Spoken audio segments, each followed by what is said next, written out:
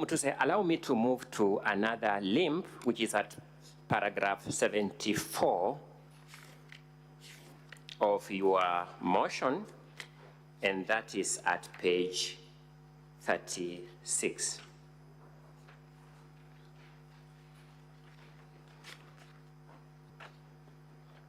It runs to page 37.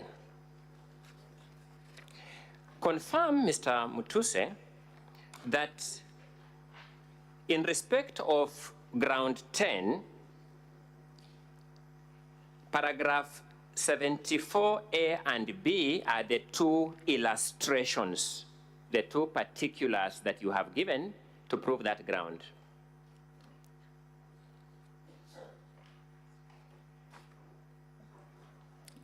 Yes, in the motion, those are the two grounds. Let me start with ground B. Paragraph B, rather.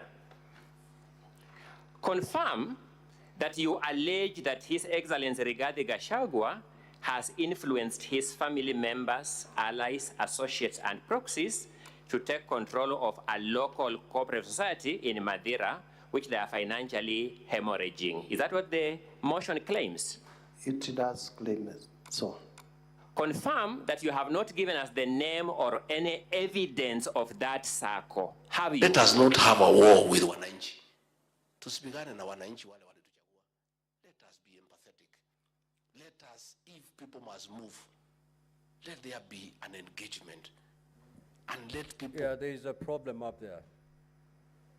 Okay, proceed, and then at the time you wish the video to be played, you will let us, the senators know. Proceed. Let us not have a war with wananchi. The team at the control room. Let us be empathetic. Secretariat, can you move to the control room and tell them to let there be wait. An engagement. And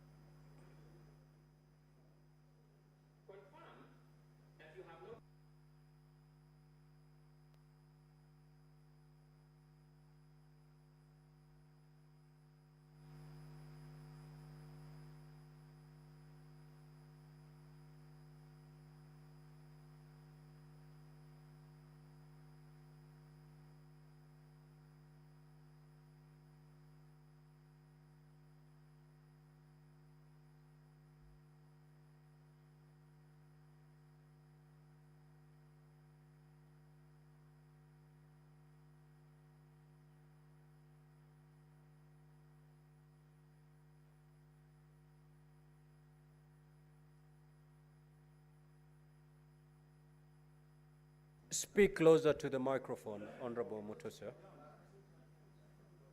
Speak closer to the microphone, please. We will be urging the Senate to uphold the impeachment. Mr. Mutuse, I'm asking a specific question on a specific allegation. It is your desire for these senators to impeach this deputy president on an allegation that he has, through his proxies, taken control of a cooperative society we don't know, isn't it? I have said I leave that to their decision. Is it your desire? Is that what you desire? You want some outcome from this process, you as the mover of this motion. Is that what you want of this motion? What do you understand when I say I leave it to their decision? You have no right to ask me any question. Mutuse, just say yes or no. We move on. We make progress. Thank you. My apologies. Yes. Thank you so much for that comic moment. You also want this distinguished Senate to find the deputy president to have taken over the control of this unknown circle, now this is my element, through undisclosed family members. Indeed, it is my desire that the motion is upheld.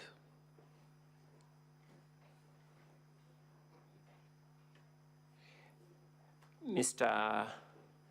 Mutuse, Honorable Mutuse, do you know the seriousness of the business that keeps us here?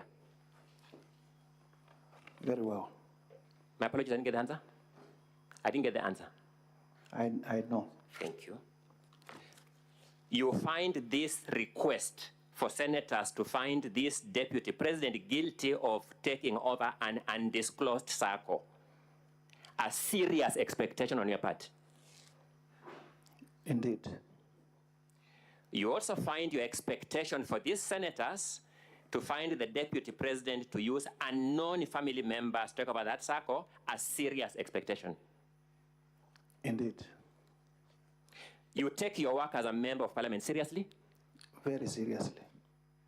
You respect your constituents who brought you to this house? Very much. And you are manifesting that respect for your constituents by this expectation you have just mentioned here? In fact, the whole country is discussing my motion. I'm asking whether you are manifesting your respect for your constituents by the expectation you have just alluded to. In the totality of the... No, I'm talking about this particular fact. I'm dealing with a particular fact. In the totality of the motion, yes. My question is, your expectation for this Senate to find the DP culpable on allegations of undisclosed family members of an undisclosed circle, that allegation, you are manifesting your respect for your constituents through that allegation? Yes. Thank you. Paragraph A alleges that His Excellency Rigathi Gachagua has connived with cartels in the tea sector to block the Kenya Tea Development Agency from implementing guaranteed minimum returns that would benefit smallholder tea farmers. Is that the allegation? Indeed. Have you given us in this motion or in the supporting evidence the name of any cartel? No. Have you given us in this motion or in the supporting evidence the grievance or the complaint by the Kenya Tea Development Agency? No. This is also part of your expression of respect for your constituents. Indeed. It is also part of the seriousness with which you take this motion. Indeed. Thank you.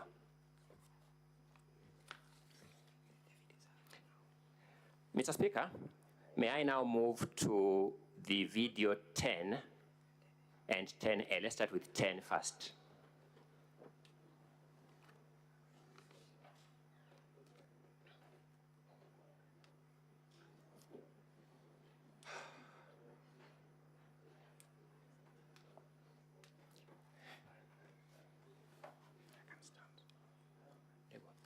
Watu ya Kayole, tangu mtupatie nafasi ya uongozi, sijapata nafasi ya kuja kusema asanti.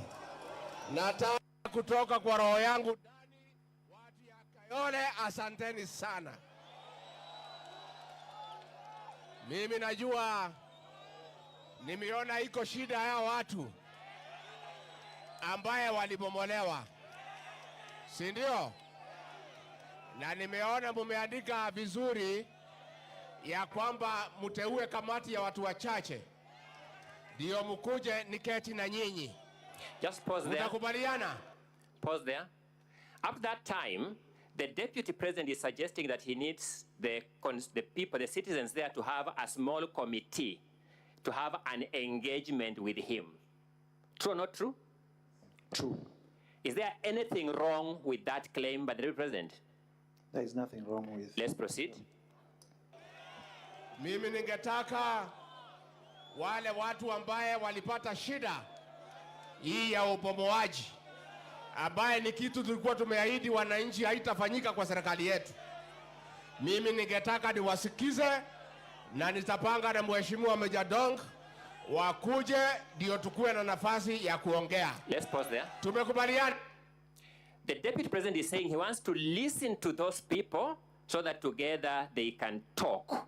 Is that what he's saying? ambayo ni kitu tulikuwa tumeahidi haitafanyika kwa serikali yetu. No, you didn't get my question, Mr. Mutuse. Please be a good listener. Just answer my questions. The deputy president is saying he wants those to sit with Honorable Madong, I didn't get the name right, and those people so that they can sit and talk. Is that what he's saying? In context, yes, that's part of it. Is there anything wrong with that statement? There's nothing wrong with people sitting. The deputy president is also saying that they had promised during the campaigns that they will not be demolishing people's structures. Is that what he's saying? Yes, he's saying that. Is there anything wrong in that promise? There is nothing wrong in that promise. As an active member of the Kenyan political space, is he lying that there was such a promise? I wouldn't know. You wouldn't know. Let's proceed. Tumekubaliana. Tumekubaliana. Watu ya Kayole. Let us not have a war with wananchi. Let's stop there. The deputy president is saying, let us not have war with the Wananchi. Do you find anything offensive in that statement? There is nothing offensive. Thank you. Let us not have a war with wananchi. Tusipigane na wananchi wale walituchagua. Let us be empathetic. Let's stop there. Let us. He's calling for empathy towards Wananchi. Is that correct? Yes, indeed. Do you find anything offensive in that call? It is the forum where he's saying it. Do you have anything wrong with that call for empathy? I have a problem with the forum where... No, you're answering your own question. I'm asking whether you have a problem with the call for empathy. My allegation is that he had forum... I've asked whether you have a problem with his call for empathy. Please answer my question. He would have said as much in cabinet. Please answer my question. Do you have a problem with a call for empathy? I have no problem with the call for empathy other than... Let me move to the next question. Do you have a problem with a deputy president calling for empathy in public? I have no problem other than the forum. What forum was that, by the way? This appears to be a press conference. What law prohibits a deputy president from calling for empathy at a press conference? The law is that you raise all those issues in cabinet. Which law prohibits a deputy president from calling for empathy at a press conference? There is no law that prohibits a deputy... Thank you so much. Let's make progress with the playing of the video. If people must move, let there be an engagement. Thank you so much. What is wrong with that statement? If people must move, let there be an engagement. What is wrong with it? There is nothing wrong with having engagement. Thank you. You are a lawyer, you said? Yes. You know the principle of public participation? Indeed.